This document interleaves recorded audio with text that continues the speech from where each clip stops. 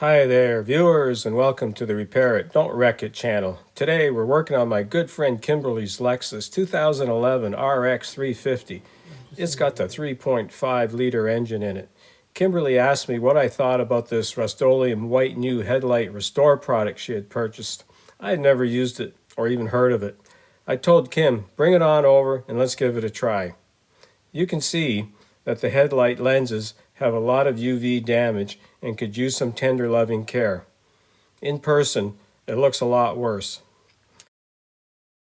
After reading the instructions, we got started.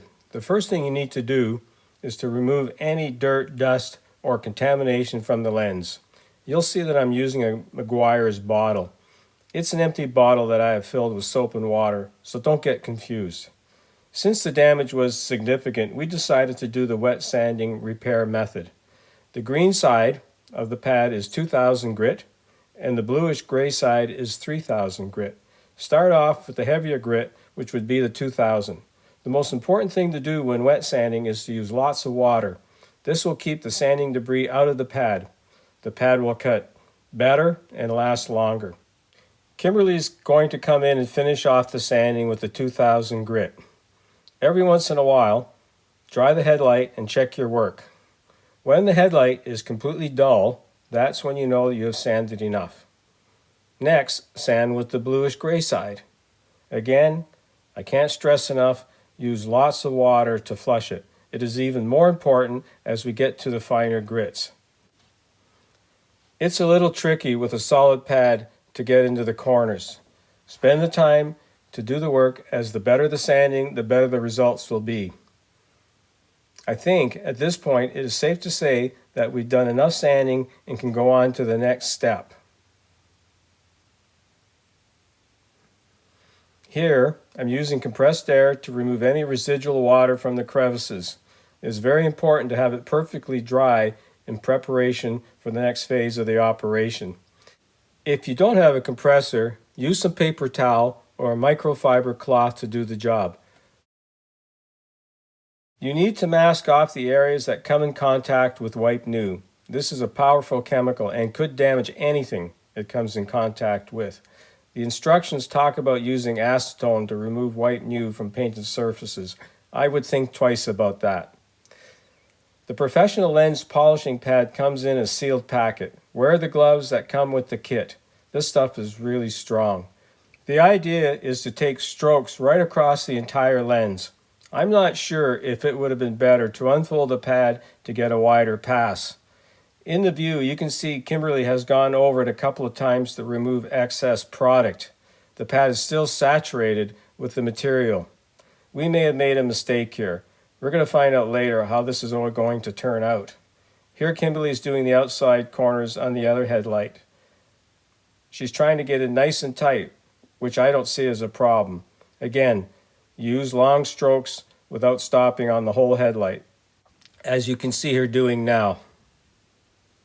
There's a little bit of extra material on the lens. Can we wipe it off or leave it on?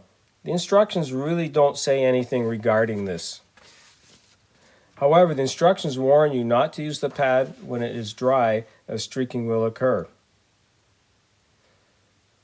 Once you've completed both lenses, remove all the tape. These lenses look brand new. I'm quite excited how it all turned out. Here's a close-up of the passenger side lens.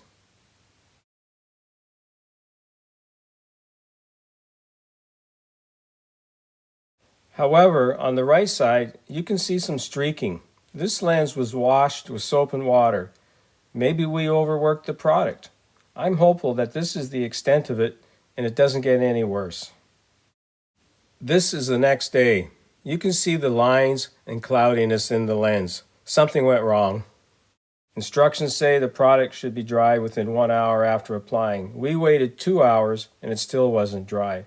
Weather conditions were perfect for drying with low humidity. Kimberly had to go home, so probably the driving had something to do with this failure. Let's go to plan B. We decided to resand the lenses with the 2000 grit and the 3000 grit one more time. Instead of using this kit, we're going to use some rubbing compound and a foam buffing ball. This ball pad I had used for cleaning my motorcycle wheels. The leftover compound is a 3M product.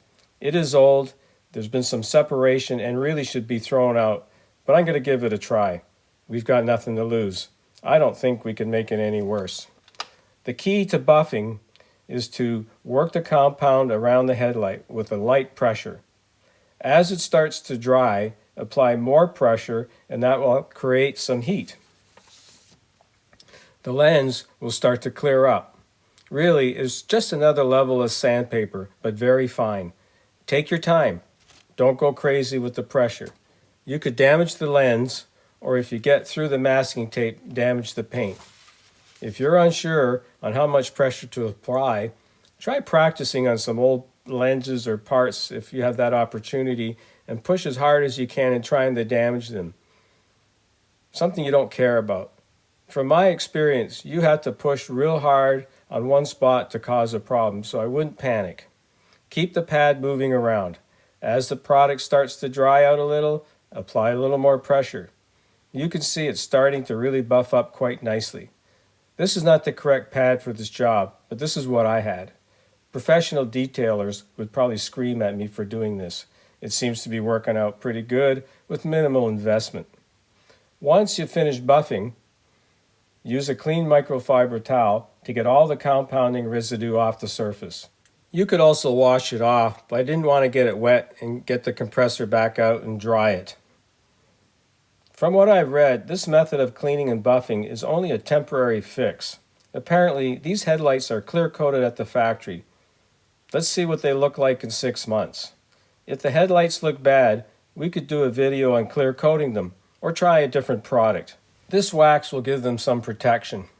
As far as the Rust-Oleum product, I think everything has to be done perfectly according to the instructions.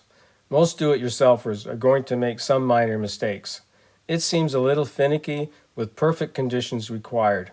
The fact it didn't dry after 1 hour and driving the vehicle after 2 hours was the cause of the failure. The instructions recommend garaging the vehicle for 24 hours after applying the product. I think rather than a recommendation, it should say you must garage for 24 hours.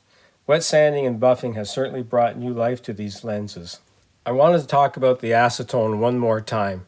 Personally, I would not use it anywhere near the car or on the painted surface. If you want to, you better know exactly what you are doing. I hope you enjoyed this video. Please give me a thumbs up, subscribe to the channel, and as always, repair it. Don't wreck it. Thanks for watching.